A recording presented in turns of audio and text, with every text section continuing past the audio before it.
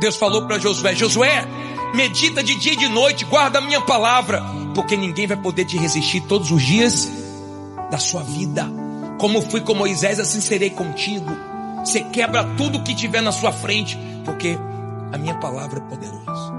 E eu já falei para vocês que vai chegar uma época que o ser humano vai ter fome e sede, não de comida, não de bebida, mas da palavra que hoje tem em abundância. Mas o ser humano rejeita.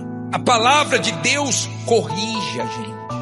A palavra de Deus nos conserta, nos molda.